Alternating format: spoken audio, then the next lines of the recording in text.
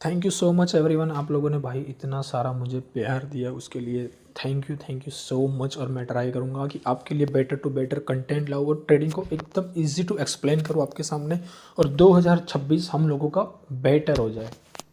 और पहले मैं इसका इंट्रो दे दूं एक और बार, जो नए लोग हैं उसे मालूम चल जाए, और जिन्होंने पुराने वाले लेक्चर नहीं देखे एक बार आप देख लीजिए, ठीक है। तो एमएसएनआर क्या होता है? एमएसएनआर एक traditional support and resistance zones जो थे हमारे, ठीक है, उसके अंदर हमें पूरे के पूरे जोन मिलते थे। पर इसके अंदर क्या है, इस वे के अंदर जो मलेशियन सपोर्ट एंड रेजिस्टेंस है उसके अंदर हमें प्रिसिशियस बेस लेवल मिलते हैं, एक रिफाइन लेवल्स मिलते हैं, ठीक है।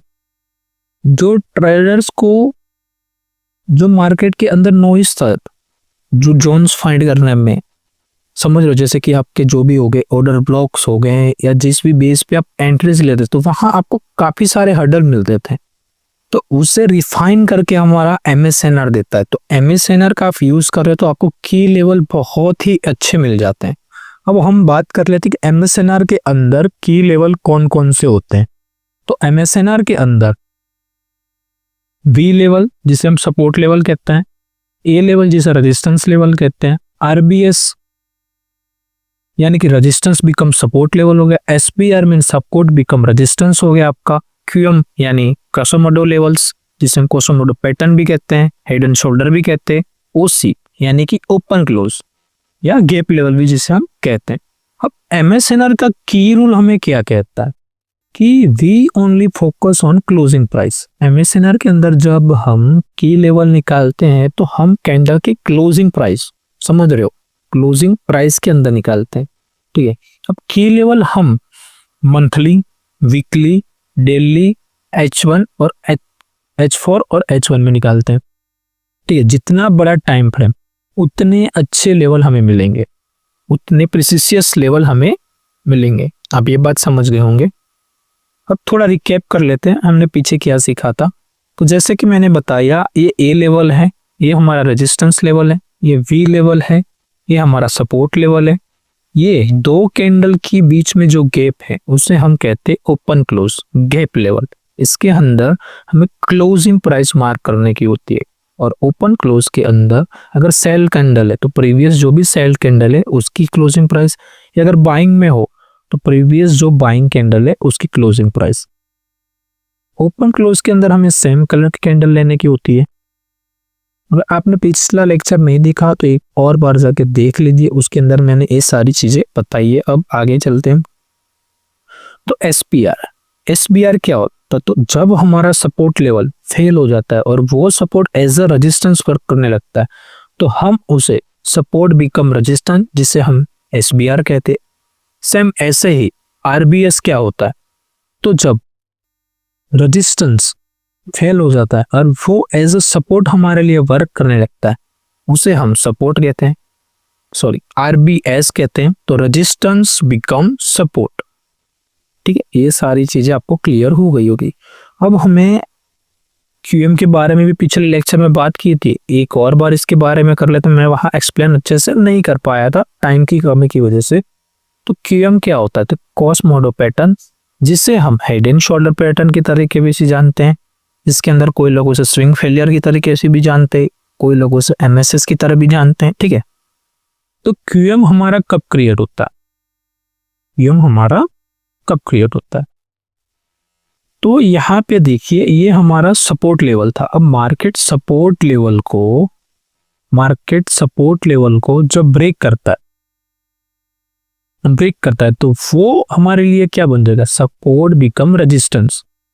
पर वो रेजिस्टेंस लेवल भी हमारा फेल हो जाता है और उसको मार्केट ब्रेक कर देता है, तब हमारी क्यूएम पैटर्न बनता है, ठीक है, जिसे हम हेड एंड शोल्डर पैटर्न कहते हैं।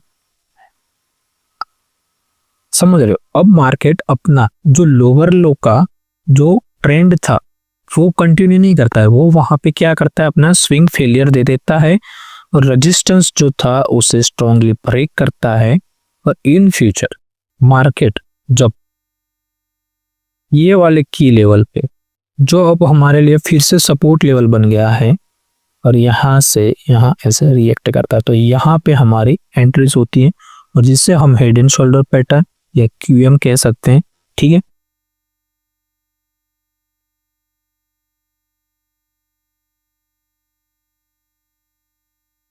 ये हमारे लिए फिर से as a support level work करेगा। ठीक है, अब क्यूएम के अंदर कुछ रूल्स है, जैसे कि आपका स्ट्रॉन्ग क्यूएम, अच्छा क्यूएम जो ए प्लस सेटअप आप मान सकते हो, वो कब बन सकता है? तो हमें जो प्रीवियस जो स्विंग हाई रहता है वहां पे एक अच्छी बुलिश कैंडल के साथ हमें ब्रेकआउट मिले, उसके बाद ऐसी पोस्ट पैटर्न का फॉर्मेशन हो, तब आप उस पर ट्रेड लीजिए। कभी कभार क्या होता है कि मार्केट में क्यूएम जब बनता है तब वो जो स्विंग बनता है उस स्विंग के ऊपर वो क्लोजिंग नहीं दे पाता है, वो स्विंग के ऊपर क्लोजिंग नहीं दे पाता और यहां से ही रिवर्स कर जाता है मार्केट और लोग वहां पे फंस जाते हैं, वहां पे वो इंड्यूस कर देता है। ठीक, तो ऐसी चीजों को आप ध्यान में रखिए कि हमें भाई जो स्विंग है, जो प्रीवियस स्विंग हाई है, उसके ऊपर हमें क्लोजिंग चाहिए। उसके बाद जब मार्केट अपने सपोर्ट लेवल को रिटेस्ट करने आता है, मार्केट अपने सपोर्ट लेवल को रिटेस्ट करने आता है, हमें एंट्री यहां से करनी है। और एक और खास बात कि जो हमारा क्यूएम है, अब क्यूएम पे एंट्री कब लेनी है या आपका हाई क्वालिटी सेटअप क्यूएम का कब बनेगा? तो क्यूएम के लिए हमें एक की लेवल चाहिए, एक स्ट्रॉन्ग की लेवल जब आपके पास होगा तब वहां पे आपको अच्छे रिजल्ट्स मिलेंगे। यहां से ही हमारा ट्रेंड रिवर्स होता है, एक ट्रेंड रिवर्सल का भी साइन है। ठीक है, ये एक ट्रेंड रिवर्सल का भी साइन है जिसे हम एमएसएस भी कहते हैं। तो इतनी चीजें आपको समझ में आ गई, सिंपल सी चीजें हैं जो मैंने आपको बताई है। अब हम आगे आ जाते हैं कि फ्रेश एंड अनफ्रेश लेवल क्या होता है। ये सबसे इंपॉर्टेंट टॉपिक है एमएसएनआर के अंदर, fresh and unfresh level. Means कि हमें कौन से की लेवल पे वर्क करना है और कौन से की लेवल पे वर्क नहीं करना। ठीक है, तो फ्रेश लेवल्स मीन्स जो होते हैं जो मार्केट के अंदर, सपोज समझो कि मार्केट ने इस की लेवल को टैप नहीं किया, ये हमारे लिए बन जाएगा फ्रेश जोन, एक फ्रेश जोन बन जाएगा। और अनफ्रेश जोन किसे कहेंगे वो भी हम आगे देखते हैं। तो ये हमारे लिए फ्रेश जोन है। तो इन फ्यूचर मार्केट अगर यहाँ टैप करता है, ठीक है, तो हमें एक अच्छी एंट्री यहाँ से मिल सकती है। अब अनफ्रेश जोन किसे कहते हैं, मैं थोड़ा सिंपल करके आपको बताता हूं। सपोज ये हमारा एक की लेवल है। अब जब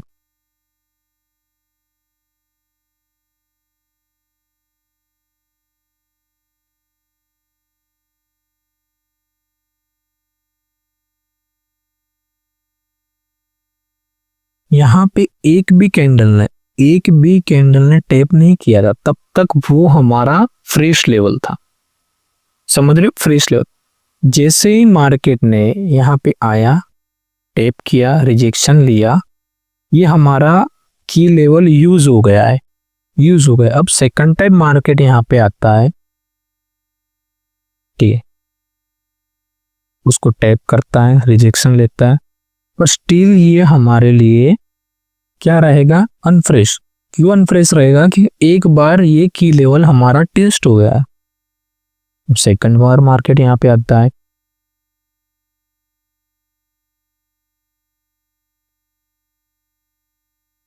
जिस की लेवल को मार्केट टेस्ट करता है, समझ रहे हो, फिर भी स्टिल ये हमारे लिए अनफ्रेश जोन ही रहेगा। कब तक अनफ्रेश जोन रहेगा, जब तक कोई भी कैंडल इस की लेवल के पर क्लोजिंग नहीं दे देती है, समझ रहे हो। अब मार्केट ने जब इस की लेवल पे क्लोजिंग दे दी है, मार्केट ने इस की लेवल पे अपनी बॉडी क्लोज, समझ रहे, बॉडी क्लोजिंग होनी जरूरी है कोई भी की लेवल पे, समझ गए। मार्केट ने इस की लेवल को ब्रेक कर दिया, बॉडी की क्लोजिंग दे दिए, अब हमारे लिए ये key level as a fresh zone work करेगा, ठीक है। अब फ्यूचर में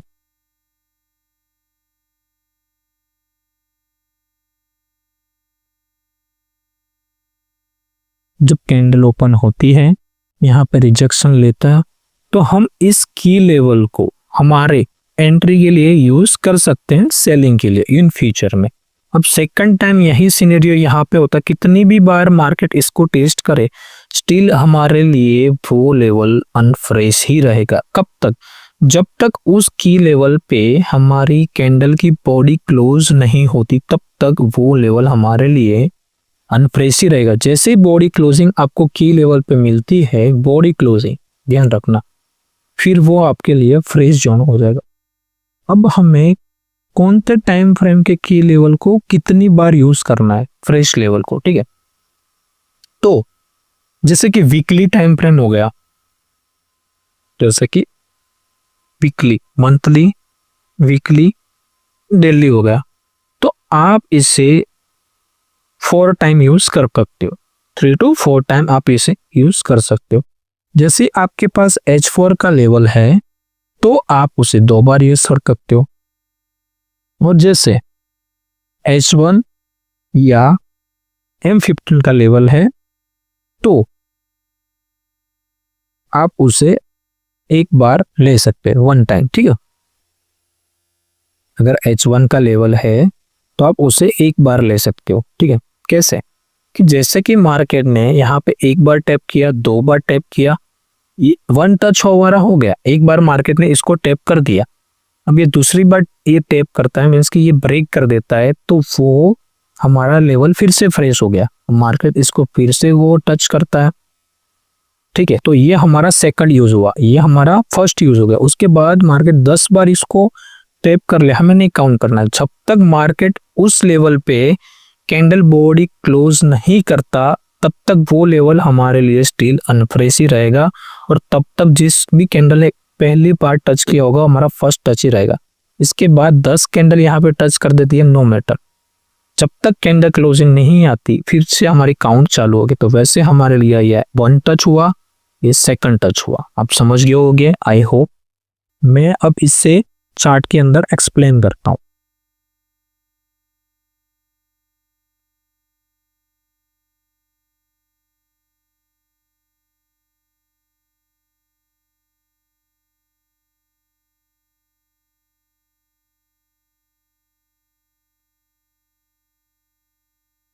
हम इसको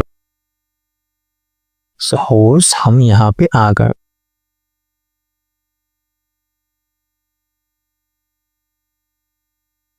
हमने हमारा कोई भी की लेवल यहाँ पे चलो ड्रॉ कर लेते। ये हमारा क्या था, ये हमारा एक सपोर्ट लेवल था, हमने ड्रॉ कर दिया, ठीक है। ये हमने सपोर्ट लेवल ड्रॉ कर दिया। अब ये सपोर्ट लेवल हमारा स्टिल फ्रेश है, अभी तक एक भी कैंडल ने इसे टैप नहीं किया, अभी भी ये फ्रेश ही है क्योंकि इसके नीचे कैंडल ने क्लोजिंग दी है। अब ये देखो 1 टच हमारा हो गया, 1 टच हो गया। अब जब तक इसके ऊपर हमें कोई भी कैंडल क्लोजिंग नहीं मिलती ये लेवल हमारे लिए अनफ्रेश हो जाएगा, ठीक है। तो इसके बाद देखिए 1 टच हुआ, उसके बाद देखिए ये 1 2 3 बार इसको टैप किया मार्केट में, तो ये हमारे लिए स्टिल अनफ्रेश लेवल है, स्टिल अनफ्रेश लेवल है जब तक कैंडल क्लोजिंग नहीं मिलती। ये कैंडल क्लोजिंग मिली, यहाँ पे भी मिली, यहाँ पे भी, ये तीसरी बार यहाँ पे देखो टैप हुआ है, स्टिल ये कैंडल क्लोजिंग ही थी हमारे लिए, वीक्स नहीं बनी थी, ठीक है। तो ये हमारा हुआ सेकंड टच। फिर टच के बाद देखो ये कैंडल ने बॉडी क्लोज कर दी, ये हमारा हुआ थर्ड टच, यहाँ से सेलिंग अच्छी खासी आई, थर्ड टच। अब ये हमारे लिए कैसा जोन बन गया, अनफ्रेश जोन बन गया। अब दूसरी बार कोई भी कैंडल अगर इसके ऊपर क्लोजिंग नहीं देगी, ओनली वीक ही बनाएगी, तो हम उस लेवल पे ट्रेड नहीं लेंगे। अब यहाँ पे देखो कैंडल ने क्लोजिंग की, तो ये हमारे लिए बन गया एक फ्रेश लेवल, फ्रेश की लेवल जहां से हम ट्रेड प्लान कर सकते। अब मार्केट ने यहाँ पे देखो रिजेक्शन दिया और यहाँ से हमारी बाइंग चालू हुई। अब यहाँ पे एक और एग्जांपल ले लेते हैं फ्रेश अनफ्रेश का। फ्रेश अनफ्रेश का एक और एग्जांपल यहाँ पे हमारे पास है। देखो ये हमारा एक की लेवल था, ध्यान से देखना यहाँ पर, ये वी लेवल। यहाँ पे देखो यहाँ पे कैंडल क्लोजिंग हुई है, ठीक है, वो छोड़ दो। अब यहाँ पे ये देखो इस कैंडल ने हमें रिजेक्शन दे दी है, तो एक बार ये जोन हमारा मिटिगेटेड हो गया, क्या हो गया, मिटिगेटेड हो गया है। अब दूसरी बार जब तक इसके ऊपर अब वो हमें कोई भी कैंडल की क्लोजिंग नहीं मिलती, तब तक वो जोन से हम ट्रेड प्लान नहीं करेंगे। सिंपल सी बात है। अब यहाँ पे आया मार्केट 1 2 3 4 बार, पर ये स्टिल हमारे लिए कौन सा जोन है, स्टिल हमारे लिए अनफ्रेश जोन है जब तक इसके ऊपर कैंडल क्लोजिंग नहीं हो जाती। सॉरी, ओके, नहीं नहीं नहीं सॉरी, हाँ ये रहा जोन हमारा, देखो।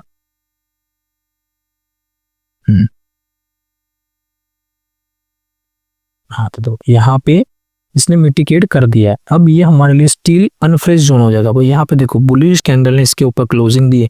अब इन फ्यूचर हम इससे एज अ की लेवल यूज कर सकते हैं। तो यहाँ पे देखो स्टिल ये फ्रेश है लेवल, क्योंकि कैंडल ने क्लोजिंग दी है। अब यहाँ पे आ जाता है, स्टिल ये हमारे लिए ये लेवल फ्रेश लेवल है। यहाँ पे देखो स्टिल फ्रेश, यहाँ पे भी हमें कैंडल क्लोजिंग मिली है। अब यहाँ पे ये वाले की लेवल का यूज हुआ है, आप देख सकते हैं ये वाले की लेवल का यूज हुआ है। और अब ये हमारे लिए वन टच हो गया, मिटिगेटेड हो गया। अब जब तक इसके ऊपर हमें कैंडल क्लोजिंग नहीं मिलती, एक ये लेवल के अंदर इसकी ऐसी कैंडल क्लोजिंग नहीं मिलती, तब तक हम उस लेवल का, उस जोन का यूज नहीं करेंगे, वो हमारे लिए अनफ्रेश रहेगा। तो अगर H4 है तो आप एक या 2 बार उसका यूज कीजिए, जिसके 1 टाइम 2 टाइम, ठीक है। अगर डेली वीकली या मंथली है तो आप उससे 3 से 4 बार यूज कर सकते हो, 5 बार कर सकते हो, ठीक है। वो आपके एक्सपीरियंस के ऊपर है, ठीक है। आप कैसे ट्रेड प्लेस करते हो, कैसे उसे अलाइन करते हो उस की लेवल को। सिंपल फ्रेश और अनफ्रेश के बारे में मैंने आपको बता दिया। अब हम कुछ क्यूएम के भी एग्जांपल ले लेते हैं जिससे आपको आसानी हो।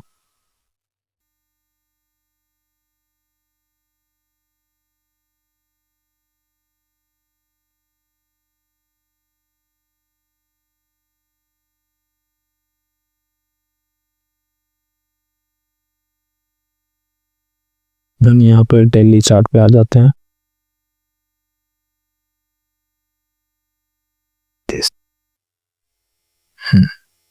तो यहाँ पे देखो हम कुछ क्यूएम की भी एग्जांपल ले लेते हैं।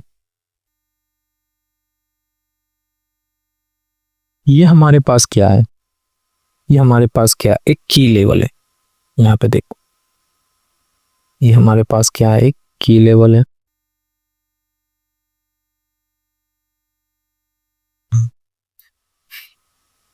एक बियरिश कैंडल, एक बुलिश कैंडल, ये हमारे लिए क्या बन गया, सपोर्ट लेवल, ठीक है, समझ रहे हो।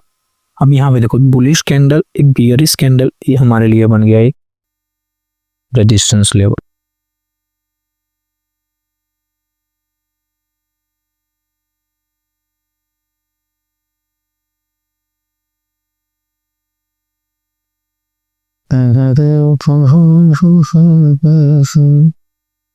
यहाँ पे कपड़े,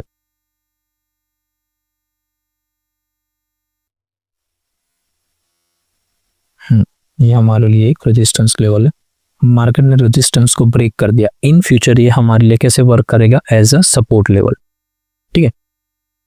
तो हमें की लेवल मिल गया, हमें ये की लेवल मिल गया। अब इन फ्यूचर मैंने जैसे कि बोला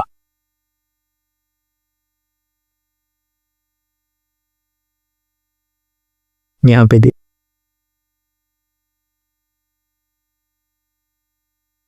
लाइन चार्ट पहले मैं कर लेता हूँ जिससे आपको इजी रहे समझने में, ठीक है। ये क्या, कौन सी पैटर्न का फॉर्मेशन हो रहा है, एक हाई बना, स्विंग हाई, फिर एक स्विंग लो बना, फिर एक लोअर हाई बना, फिर स्विंग लो बना। अब मार्केट ने, ये की लेवल था, डेली का की लेवल था, उसको मार्केट ने टैप किया और एक अच्छे खासे रिजेक्शन के साथ H4 के अंदर हमें क्या दिया, ये ब्रेकआउट दिया। क्या दिया हमें, ब्रेकआउट दिया। ये देखो सिंपल सी चीज ये, हमें एक ब्रेकआउट दिया, ठीक है। ब्रेकआउट होने पर हमें पता चल गया कि भाई यहाँ से हमारा ट्रेंड रिवर्सल हुआ है।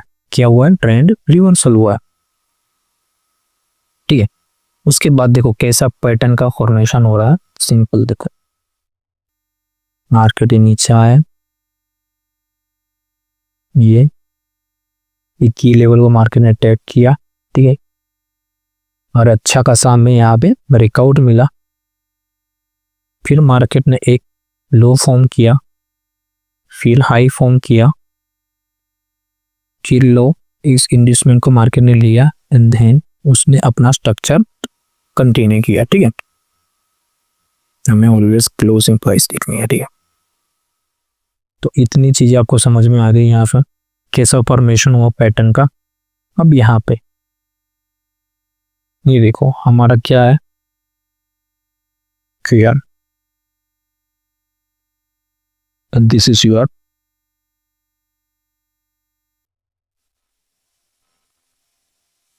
Support level. ये आपका क्या था? क्यूएम लेवल था। मार्केट ने क्यूएम लेवल और सपोर्ट लेवल को रिस्पेक्ट दिया। साथ ही साथ हमारे पास क्या था? एक की लेवल था।